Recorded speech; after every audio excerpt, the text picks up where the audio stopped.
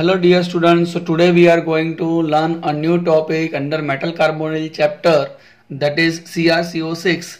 Now this CrCO6, it is known as chromium hexacarbonyl. Okay, now this is known as chromium hexacarbonyl. Now let us start its preparation. So for this CrCO6, when we are reacting with the CrCl3 in presence of carbonyl by use of reducing agent lithium aluminum hydride at 115 degrees Celsius, 7 atmospheric pressure. Okay, so now it will converted into the CrCO6 by the removal of lithium chloride as well as the AlCl3. So now this is our preparation. Now in second point, what is the properties of the CrCO6? Now let us understand its properties. Now for the properties, okay, so it is a colorless compound. First of all, it is a colorless compound. Now insoluble crystals which sublime without decomposition and dissolve in ether. It is dissolved in ether. Second one, that is chloroform, carbon tetrachloride, C6H6, that is our benzene. Okay, so now it is a colorless compound, insoluble crystal which sublime without decomposition and dissolve in this solvent like ether, CHCl3, CCl4, C6H6. Now second properties of CrCO6, that is it is not attacked by air, bromine, cold aqueous alkali. So it does not attack, okay, it does not attack by air, okay, bromine, that is our Br2, and cold aqueous alkali, okay, cold aqueous alkali, dilute acid and concentrate HCl H2SO4. It is decomposed by Cl2 and concentrate HNO3. So Cl2 and concentrate HNO3, it can decompose this CrCO6.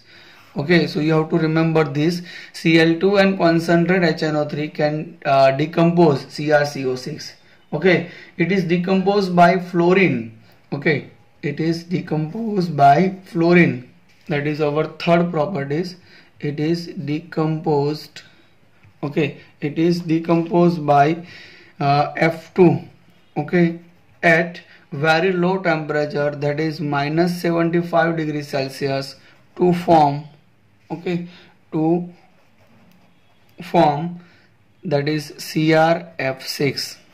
Okay, in place of CrCO6, it can produce a CrF6 at very low temperature, minus 75 degrees Celsius. Okay, so now this is our properties for the CrCO6. I will give you one more example for the properties of the CrCO6. Now let us start. Suppose if you are having some carbonyls present in CrCO6 can be replaced by the pyridine, and to get a number of compound. Suppose if you are having a CrCO6 and if it is replaced by the pyridine molecule, what will happen? Suppose if you are starting with the CrCO6, okay, now when it is reacted with the pyridine, so two of the CO group, that is CrCO4 and pyridine 2, okay, so now 2 CO will be removed. In place of 2 CO we are having a pyridine compound. Pyridine compound, it is like this. Okay, so pyridine compound in place of the 2 CO. So now this compound has the color property of yellow brown. Okay, now again if we are reacting with the pyridine compound, here we are getting a Cr2CO9, that is Cr2CO9. Okay, now here in this compound, the compound will be yellow red. Okay, so that is the what we can say dimerization of this compound with the help of the pyridine. You are having a Cr2CO9. Again we are treating with the pyridine compound. Now it will converted into the CrCO3 and pyridine 3. Okay, so here we are having 3 ligand of the pyridine and 3 will be the CO. Now this is having a bright red color.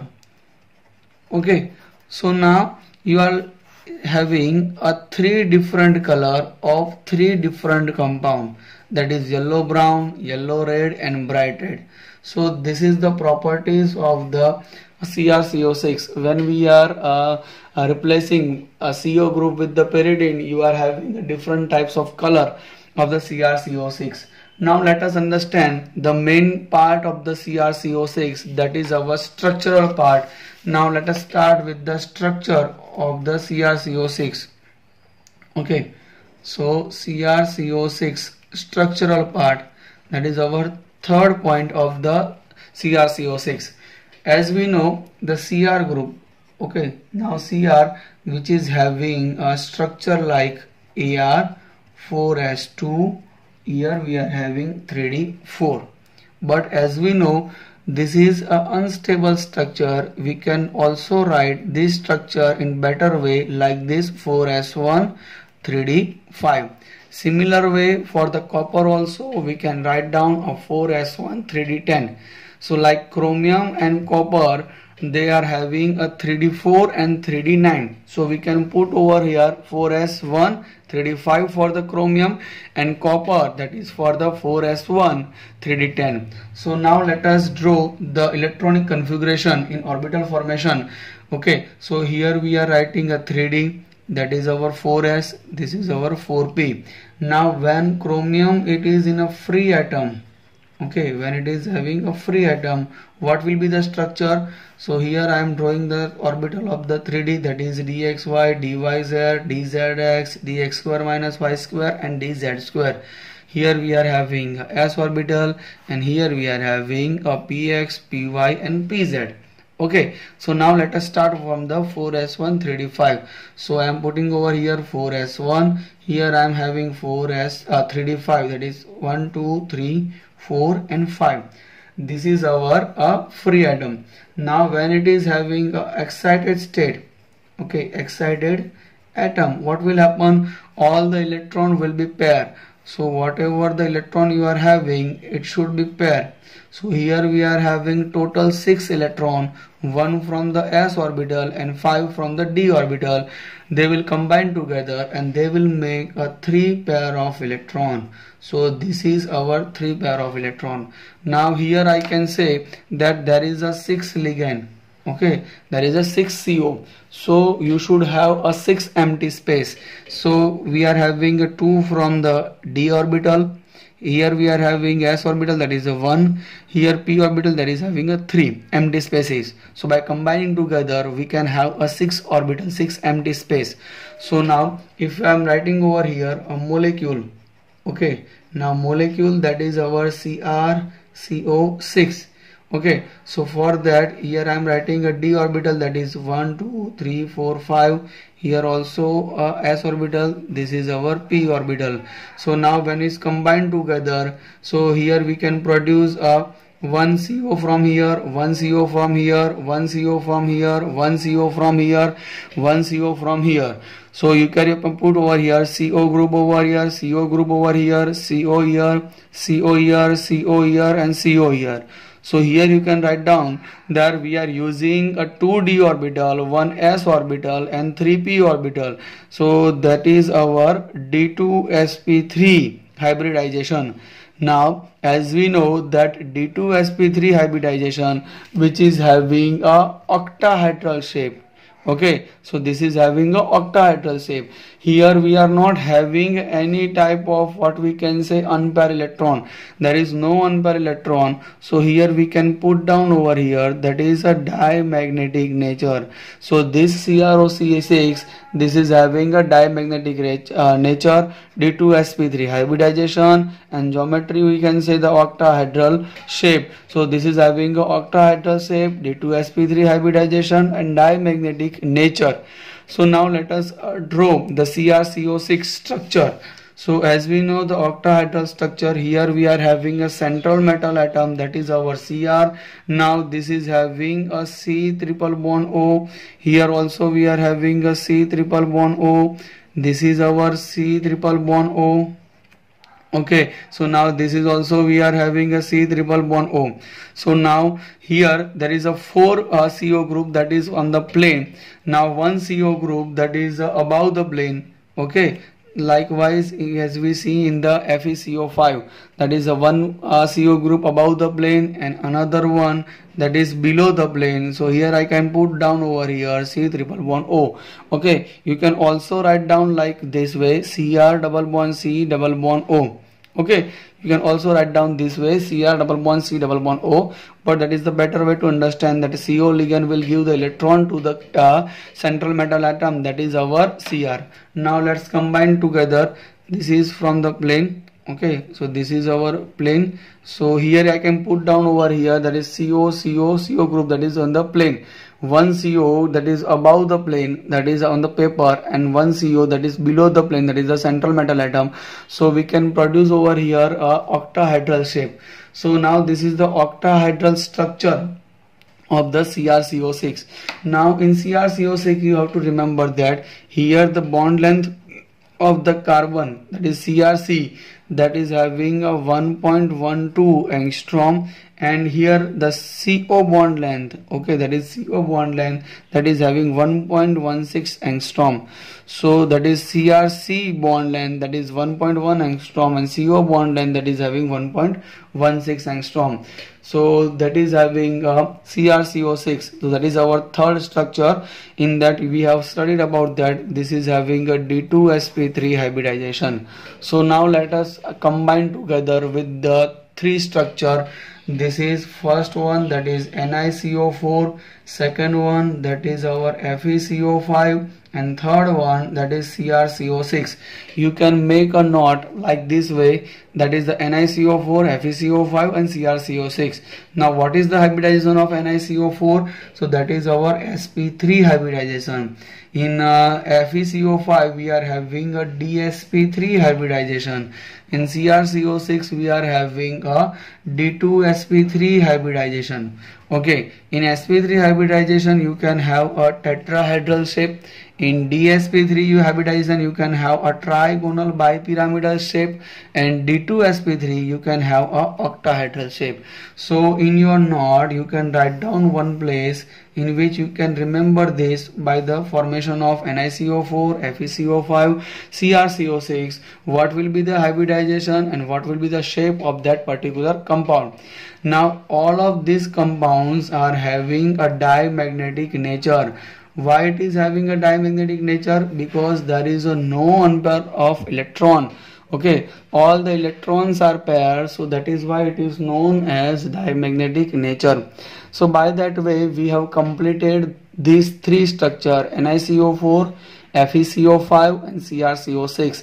These are the most important question as far as the exam point of view, because in examination you can ask a multiple choice question. What is the shape, what is the hybridization of NiCO4, FeCO5 and CrCO6, as well as you can also write down the 18 electron rule, or we can say the EAN and 18 electron rule. I have already told about the EAN as well as the 18 electron rule. Let us combine together with these three molecule. Suppose in examination if you are writing a theory of NiCO4, so you can also write down the effective atomic number of NiCO4. As we know, the nickel which is having a 28 atomic number, so you can put down over here a 28. Okay, so now 1 CO can donate a 2 electron, 4 CO can donate a 8 electron, so you can put down over here 8. So by the combination of these three, 28 plus 8, you can have a 36 electron. Now this 36 electron, that is equal to the krypton. So in before starting any type of theory, NiCO4, FeCO5, you can easily write down the EA1 of this particular compound.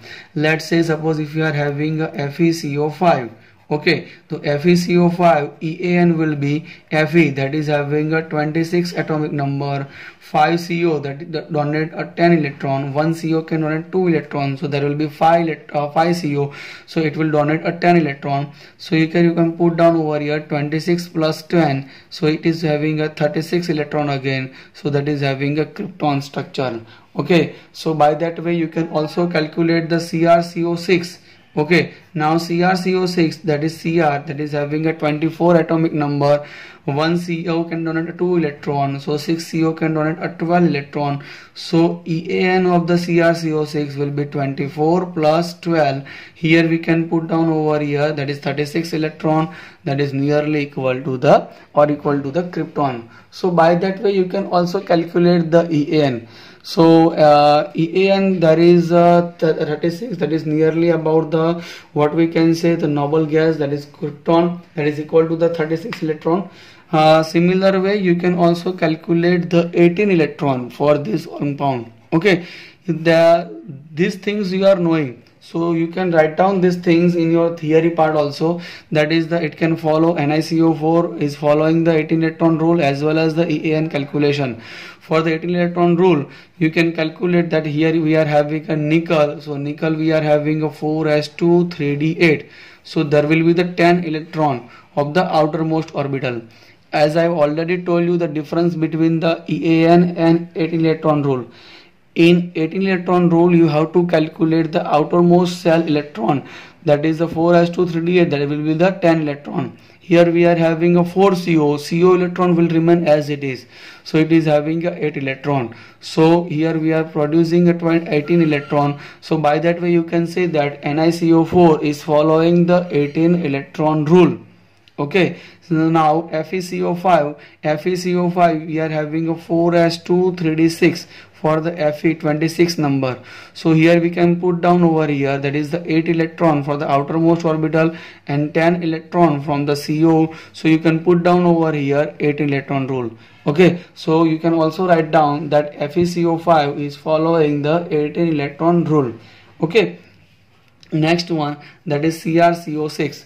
Now CrCO6, that is having a 4s2, okay, 4s2 3d4 for the Cr, chromium. So there will be the 6 electron in outermost orbital. Here we are having 12 electron, so here we can put down over here, that is 18 electron.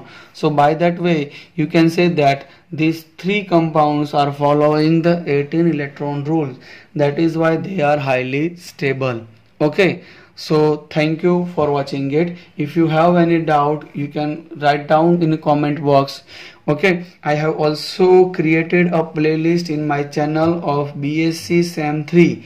You can watch all the videos of BSc Sem 3 over there in Gujarati version as well as in English version. Thank you for watching it.